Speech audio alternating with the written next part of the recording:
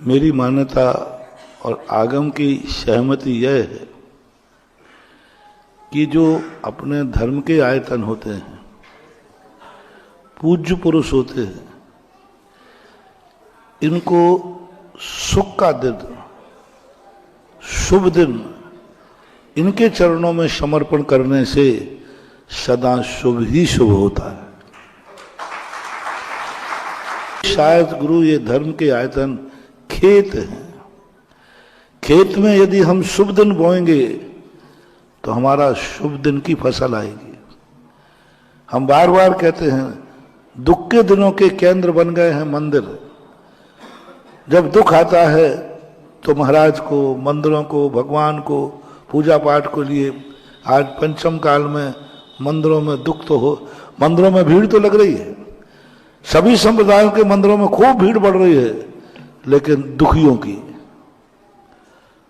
की भीड़ बढ़ रही है। और सुख के दिनों की भीड़ कहां बढ़ रही है? होटलों में, गार्डनों में, हिल स्टेशनों में। रिपीट करता हूं, मंदिरों में किसकी भीड़ बढ़ रही है? दुखियों की, दुख के समय की, बुरे दिनों की। और गार्डनों में, होटलों में कौन की भीड़ बढ़ रही है?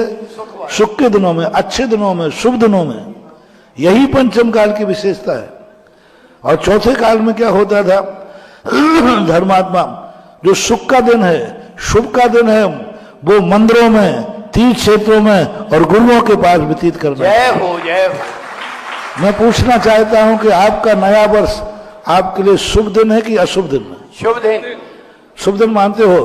तो उस दिन पिछली बार मैंने कहा था, सारे भारत के लोगों को मेरा राष्ट्र के नाम संदेश है, भारतीय लोगों के लिए, यदि नया वर्ष आपको शुभ करना है, यदि शुभ है, तो नए वर्ष का दिन नियम से अपने भगवान के पास, अपने गुरुओं के पास, अपने तीर्थ क्षेत्र में व्यतीत करना। जय हो, जय हो, जय। यदि नया वर्ष आपको मुबारक करना है, मांगलिक करना है, तो नए वर्ष के दिन कोई भी व्यक्ति भारत का होटलों में भोजन नहीं करेगा, अपने माँ के हाथ का करेगा, अपने पत्नी के हाथ का करेगा, अपने घर में करेगा। शुभ दिन का भोजन, यदि शुभ दिन है तो, और बुरा दिन हो तो मुझे कोई आपत्ति नहीं, यदि आपका शुभ दिन है तो शुभ दिन का भोजन जो है अपने घर में करो, अपने घर के लोगों के बीच में करो, अपने साधर्मियों के बीच में करो। और जो शुभ दिन अपने घर में भोजन करता है, जाओ उसके घर में कभी अन्न की कमी नहीं आएगी। जय हो, जय हो, जय हो। जो शुभ का दिन अपने घर में करता है, जाओ उसका ऐसा बीमारी नहीं आएगी कि वो अन्न खाने लायक भी नहीं रहेगा। क्योंकि शुभ का दिन 31 को तुम्हें जो करना है वो करना, 2 को तुम्हें जो करना है वो करना, 1 तारीख के दिन मेरे भक्तों के लिए आदेश है, निर्देश है कि वो 1 तारीख के दिन अपने घरों में भोजन करें, या फिर धार्मिक आयोजन जहां हो तुम्हारे गुरु महाराज, तीर्थ क्षेत्र, वहां जो सामूहिक भोजन हो वहां करें, होटलों में भोजन न करें। क्योंकि वो दिन आपको शुभ है। 1 जनवरी आपको शुभ है। शुभ दिन कैटर्सों के हाथ का नहीं, शुभ दिन होटलों में जाके नहीं, शुभ दिन गार्डनों में जाके नहीं, जहां पापी लोग जाते हैं, जहां देखकर पाप के भाव होते हैं, जहां देखकर बुरे भाव होते हैं, ऐसे स्थान पर 1 जनवरी को नहीं जाना। बाकी तुम्हें जब जाना है तो जाओ, मैं मना नहीं कर रहा हूं। 1 जनवरी को दिन वहां नहीं जाना जहां तुम्हारे परिणाम बिगड़ते हैं, जहां तुम्हारे राग द्वेष बिगड़ते हैं, जहां वासनाएं जागती हैं, जहां पर तुम्हारे ऐसे उन स्टेशनों पर 1 जनवरी को नहीं, क्योंकि वो तुम्हारे लिए शुभ दिन है, मंगल का दिन है। होटल कभी मांगलिक नहीं हो सकती, होटल कभी मांगलिक नहीं हो सकती, गार्डन कभी मंगल रूप नहीं हो सकता, हिल स्टेशन कभी मांगलिक नहीं हो सकती।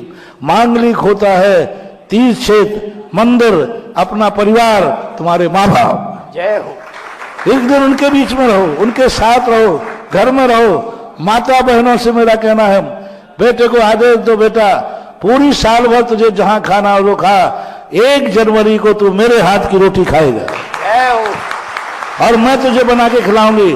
पत्नियों से कहना है, पतियों को हिदायत दो, 1 जनवरी को आप किसी कैटर्स के हाथ की रोटी नहीं खाओगे।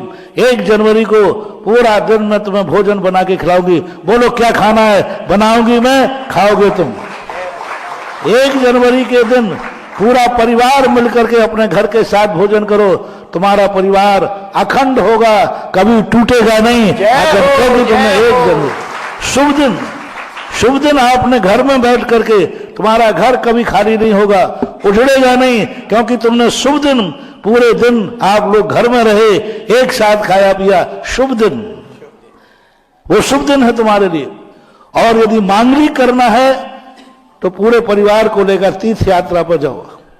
1 जनवरी गुरुओं के पास, 1 जनवरी तीर्थ, जहां पर तुम्हारे परिणाम न बिगड़ते हो, जहां पर तुम्हारे परिणाम अच्छे होते हो, जहां पर परिणामों में कसाय वासनाएं नहीं जाती हो, ऐसे स्थान पर 1 जनवरी व्यतीत करो।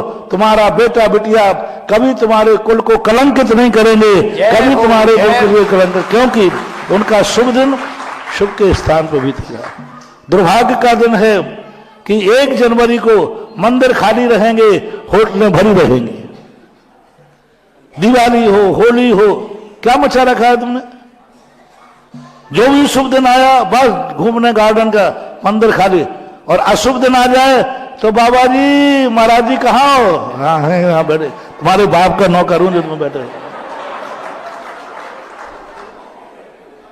दुख के दिन आए तो मंदिर है, भगवान है, तो यहां भी कुछ भी नहीं होने वाला तुम्हें।